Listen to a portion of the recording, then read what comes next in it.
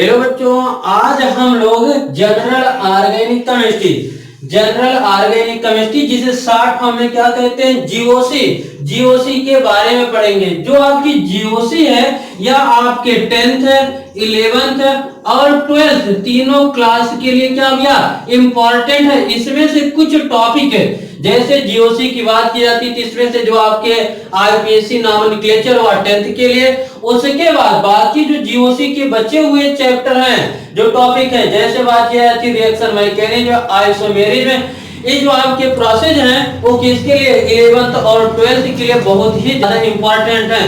कह सकते हैं कि बिना जीओसी के ऑर्गेनिक केमिस्ट्री कुछ भी नहीं है। तो आइए देखते हैं जीओसी।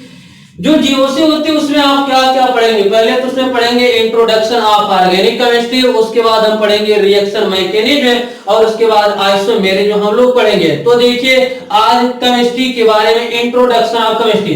तो केमिस्ट्री की बात की जाती है तो इसकी डिफिनीशन क्या होती है, in which branch of science we study about the matter and its structure known as the, मतलब साइंस की वह ब्रांच जिसमें हम क्या काम करें, जो आपके मैटर होते हैं, मैटर उनके स्ट्रक्चर या कह सकते हैं उनके केमिकल स्ट्रक्चर और केमिकल प्रॉपर्टी की स्टडी करके उसी को क्या कहते हैं, हम केमिस्ट्री कहते हैं। तो देखिए जो आपकी केमिस्ट्री होती है इसे कितने पार्टों में डिवाइड किया गया है, it is divided into 3 part. इसे कितने पार्ट में डिवाइड किए हैं, 3 पार्टों में। पहला आपका है फिजिकल केमिस्ट्री। कौन सी आपकी है, फिजिकल केमिस्ट्री, जिसे क्या कहते हैं, भौतिक रसायन कहेंगे।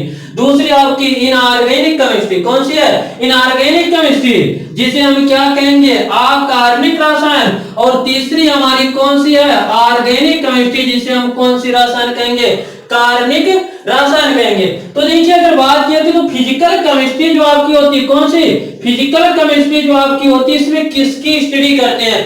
फिजिकल केमिस्ट्री में लॉ एंड एप्लीकेशन, जो लॉ होते हैं और उनके एप्लीकेशन का हम यूज करते हैं। और दूसरा आपका क्या होगा, फिजिकल फिनोमिना का हम यूज करते हैं। किसका, फिजिकल जो आपके फिनोमिना है उन्हीं की स्टडी करेंगे। किसके अंतर्गत, हम फिजिकल केमिस्ट्री के अंतर्गत। जैसे लॉ की बात की जाती है, हम लोग कौन सा लॉ पढ़े थे, जैसे गैसों के बारे में पढ़े हैं, पीवी इक्वल टू क्या, एनआरटी, जो क्या है आपका आदर्श गैस इक्वेशन है। अब ये आपके जो लॉ बने हैं इसमें आपका चार्ल्स का लॉ होगा, बायल्स लॉ होगा या आपके अवोगाड्रो लॉ होंगे। इसी तरीके से जो ढेर सारे लॉ हैं उन्हीं की स्टडी हम किसके अंतर्गत करते हैं, फिजिकल केमिस्ट्री के। और इनका यूज कहां होता है, एप्लीकेशन इनका क्या है, उनकी स्टडी किसके अंतर्गत करेंगे, फिजिकल। अब यहां से देखिए फिजिकल फिनोमिना, जो आपके फिजिकल फिनोमिना होते हैं, जैसे बात की जाती है आपका सॉलिड है, इसे हम टेम्परेचर दिए थे, आप किसमें चेंज हो गया, आपका लिक्विड में चेंज हो गया। और लिक्विड को हीट किया किसमें चेंज हो गया, गैस में। अब देखिए यहां से अगर बात की जाती है लिक्विड से गैस जो आपकी प्रोसेस हो रही है, इसे क्या कहेंगे, इवापोरेशन कहते हैं। क्या कहते हैं, इवापोरेशन। अर्थात जो आपके फिजिकल फिनोमिना है, एक आपके मेटल्स के, या कह सकते हैं कि मैटर्स के स्टेट में चेंज होने वाले फिनोमिना, उन्हीं को क्या कहते हैं, फिजिकल फिनोमिना। उनकी स्टडी हम किसके अंतर्गत करते हैं, फिजिकल केमिस्ट्री के अंतर्गत करेंगे। अब दूसरा आपका है इनऑर्गेनिक केमिस्ट्री। कौन सा आपका, इनऑर्गेनिक केमिस्ट्री। तो इनऑर्गेनिक केमिस्ट्री में हम किसकी स्टडी करते हैं, मेनली तो पीरियोडिक टेबल की स्टडी करते हैं। किसकी स्टडी करते हैं, पीरियोडिक टेबल की। और उसके बाद आपका दूसरा किसका है, स्टडी ऑफ एलिमेंट, जो पीरियोडिक टेबल में आपके कितने एलिमेंट्स आते हैं, जो आपके 180 एलिमेंट्स हैं, 118 एलिमेंट डिस्कवर किए गए हैं, उनकी स्टडी हम किसके अंतर्गत करेंगे, इनऑर्गेनिक केमिस्ट्री के अंतर्गत। किसके अंतर्गत, इनऑर्गेनिक केमिस्ट्री के अंतर्गत। अब अगला आपका आता है ऑर्गेनिक केमिस्ट्री। कौन सी आपकी, ऑर्गेनिक केमिस्ट्री।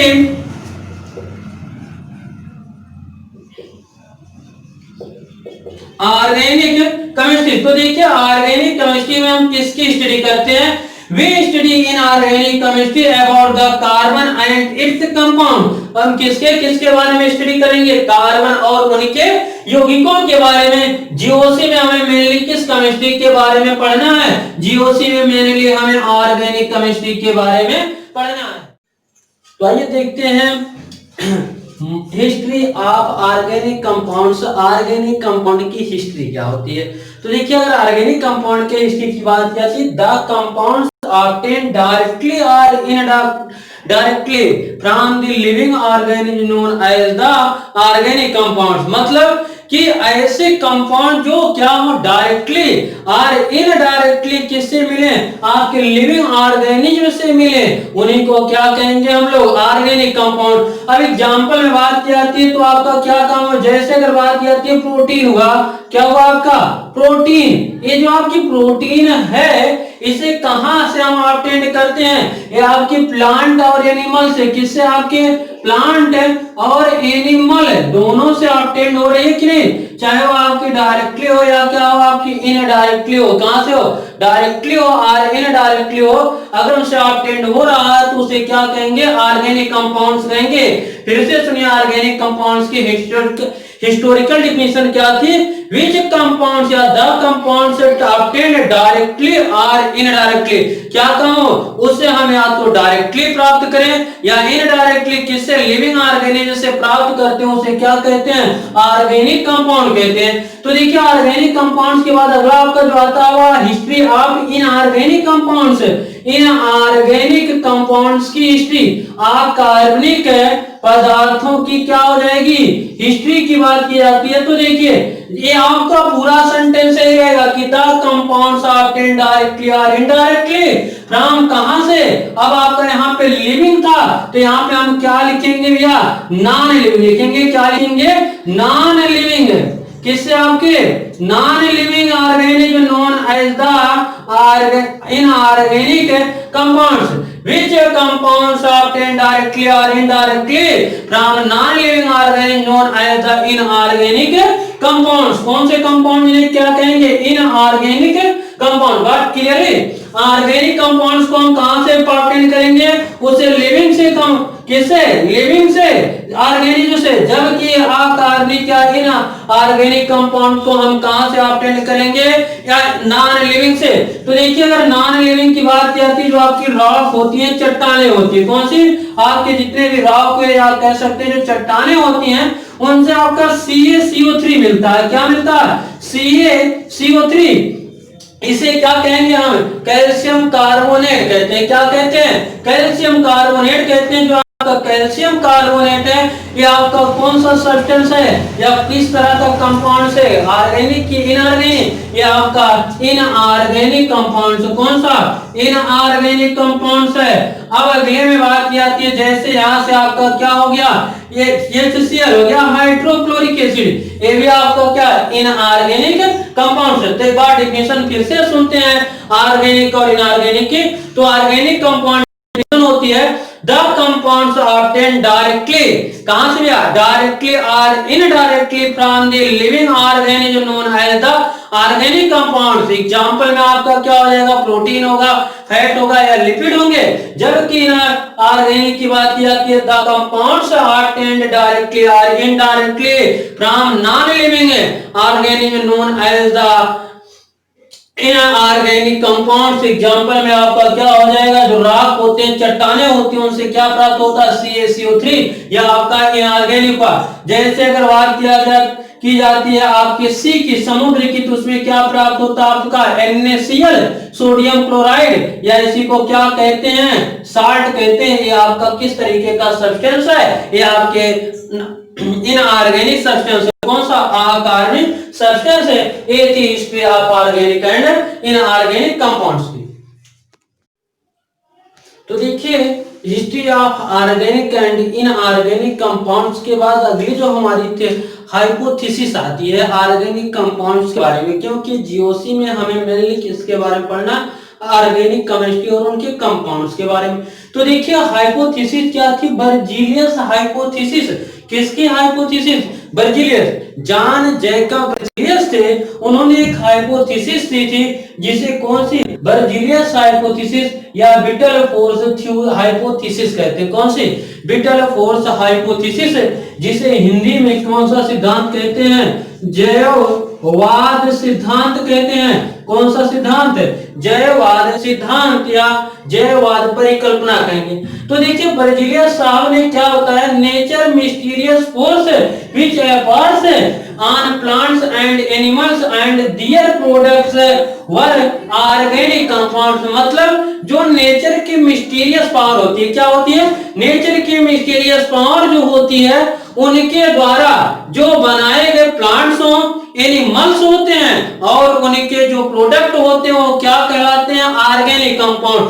अब जैसे नेचर के मिस्टीरियस पावर्स की बात किया, मिस्टीरियस फोर्स की बात की जाती है। अब नेचर की एक अपनी फोर्स होता है या एक उसके पास ऐसी पावर होती है जिसके द्वारा हम एनिमल्स और प्लांट्स क्या काम करते हैं? धीरे धीरे ग्रो करने का काम करते हैं, डेवलपमेंट करते हैं। अब जैसे बात की जाती है नेचर में, अगर हमने कोई प्लांट ले लिया, पहले सीड ले लेते हैं, सीड लिया है, अब इसी के मिस्टीरियस पावर के द्वारा, नेचर के मिस्टीरियस पावर के द्वारा इसमें क्या होता है या आपका ग्रो करना चालू करता है और किसमें चेंज हो जाता है? प्लांट में। अब जो प्लांट बना है इससे प्रोडक्ट बनेगा और जो प्रोडक्ट आपका होगा उसी को क्या कहेंगे? हम ऑर्गेनिक कंपाउंड कहेंगे। क्या कहेंगे? ऑर्गेनिक कंपाउंड्स कहते हैं। तो देखिए nature mysterious source which efforts on plants and animals and their products our organic compounds. मतलब जो नेचर के द्वारा बनाए गए पेड़ पौधे या एनिमल्स हैं और उनके जो प्रोडक्ट हैं वो क्या होते हैं? आपके ऑर्गेनिक कंपाउंड्स। किसकी हाइपोथेसिस थी? बर्जीलियस की हाइपोथेसिस थी। अब देखिए इसके बाद इतना जो उन्होंने स्टेटमेंट कहा था यहां से लेकर के यहां तक का, ये जो पहला इनका स्टेटमेंट था ये आपका पूरा क्या था? ऑर्गेनिक कंपाउंड्स के बारे में सही था।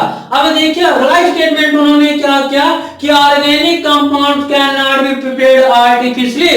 मतलब कह सकते हैं कि जो आपके ऑर्गेनिक कंपाउंड्स होते हैं उन्हें हम केवल किससे? प्लांट, एनिमल्स और उनके प्रोडक्ट से बना सकते हैं। मतलब हम उसे कहां बना सकते हैं? लिविंग ऑर्गेनिज्म से बना या प्राप्त कर सकते हैं, उन्हें हम नॉन लिविंग से नहीं बना सकते हैं, या कह सकते हैं उसे क्या काम करें? हम आर्टिफिशियली नहीं बना सकते। यही जो स्टेटमेंट था उसे जो इन्होंने कहा कि organic compound can not be prepared artificially in laboratory, उसे हम प्रयोगशाला में नहीं बना सकते ऑर्गेनिक कंपाउंड्स के।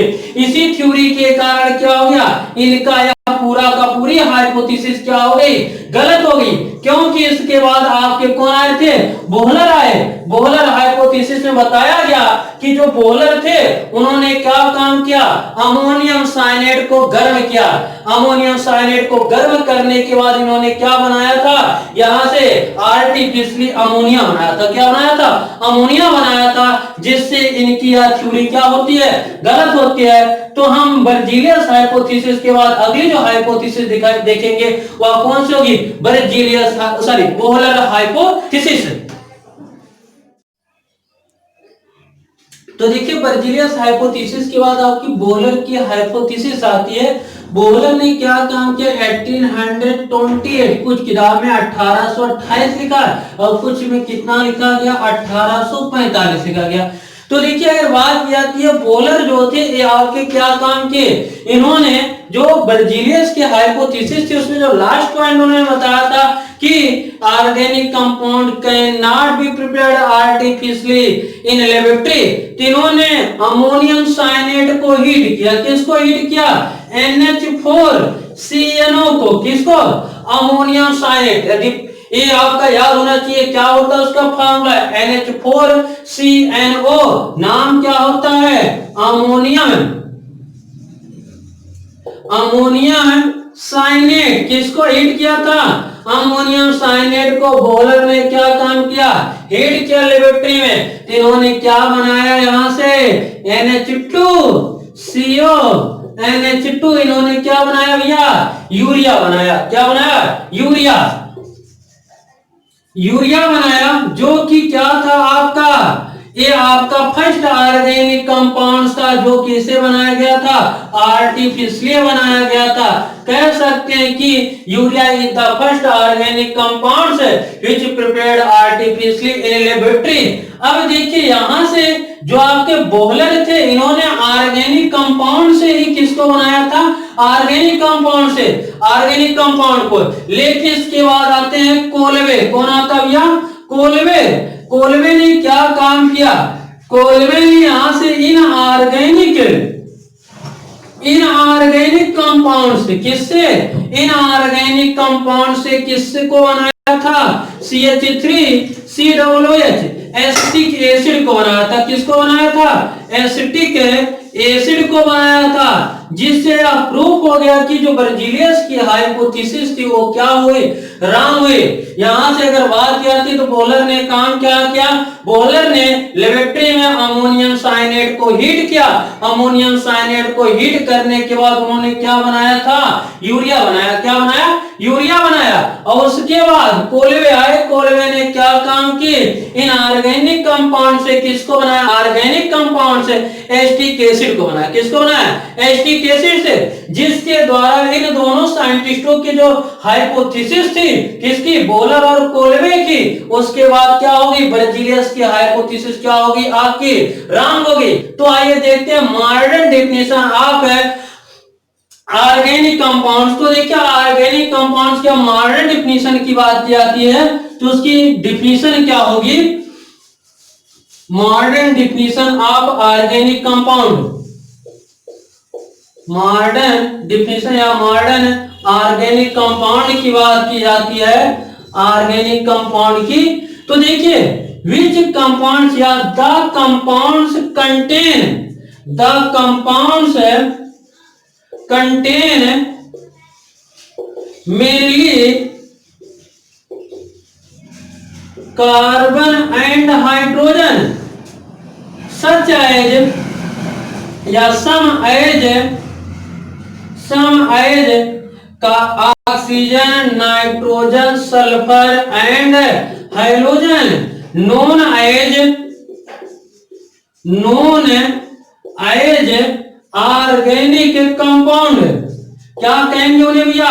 Organic compound.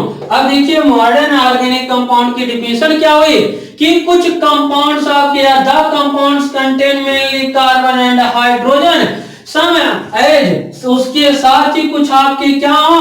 ऑक्सीजन हो, नाइट्रोजन हो, सल्फर हो, या आपका क्या हो? हाइड्रोजन हो। उसी को क्या कहेंगे हम लोग? ऑर्गेनिक कंपाउंड कहेंगे। अब यहां से देखिए मॉडर्न डेफिनेशन थी। अब यहां से पूछा जाए कि जैसे यहां से सवाल उठता है कि सर दोनों होने चाहिए कि आपके कार्बन और हाइड्रोजन दोनों होने चाहिए ऑर्गेनिक कंपाउंड्स में। तो यहां से जैसे अगर बात की जाती है आपका CO2 जो है इसमें केवल कार्बन प्रेजेंस है। क्या प्रेजेंस आपका? केवल कार्बन प्रेजेंस है। तो देखिए यहां से ये आपका क्या, इसमें आपका हाइड्रोजन नहीं है और इसकी जो प्रॉपर्टी होती है वह इनऑर्गेनिक सब्सटेंस की तरह होती है। किसके तरीके होती है? इनऑर्गेनिक सब्सटेंस के तरीके। जैसे इसके हम अगर इसका रिएक्शन वाटर के साथ कराते हैं तो यहां से H2CO3 बनता है। क्या बनता है? H2CO3 N carbonic acid. और यहां से अगर SO2 की बात की जाती है जो है आपको दिख रहा है इनऑर्गेनिक है, इसमें किसके साथ रिएक्शन कराते हैं? H2O के साथ। तो यहाँ क्या बना रहा है? H2SO3 सल्फ्यूरस एसिड बना रहा है। अब यहां से इसमें कार्बन प्रेजेंस है, लेकिन क्या काम हो रहा है? इसकी जो प्रॉपर्टी हुआ किसके तरीके? SO2 के तरीके दिख रहा है। तो आपका कौन सा सब्सटेंस हुआ? ऑर्गेनिक ना हो करके कौन सा होगा? इनऑर्गेनिक हुआ। कौन सा? इनऑर्गेनिक हुआ। इसी तरीके आपका कौन सा हो जाएगा? Carbon monoxide.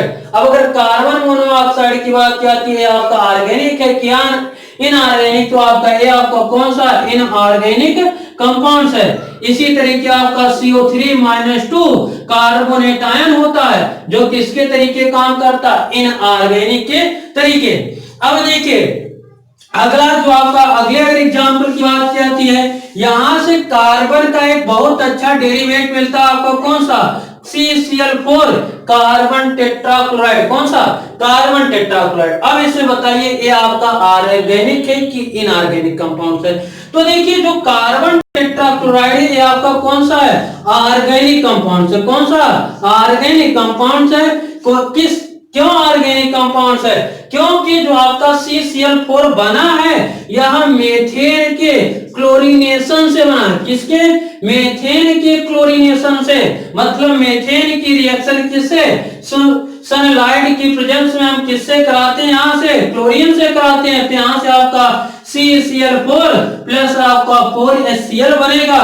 और इस तरीके से कह सकते हैं कि ऑर्गेनिक कंपाउंड्स की डेफिनेशन क्या होती है? Derivative of hydrocarbons known as the organic compounds, या which compound derived from the hydrocarbon known as the organic compound से आपकी एक्चुअल डिफिनेशन मिले। तो दोनों डिफिनेशन लिख सकते हैं। The compounds contain the mainly carbon and hydrogen, some as nitrogen, oxygen, sulfur and halogen known as the organic compound। तो ये आपकी टोटल डिफिनेशन थी किसकी? ऑर्गेनिक कंपाउंड्स की। अब इसके बाद का जो हमारा टॉपिक है वो है आपको कौन सा? कार्बन, जिसे हम अगले लेक्चर में पढ़ेंगे। आज के लिए बस इतना ही।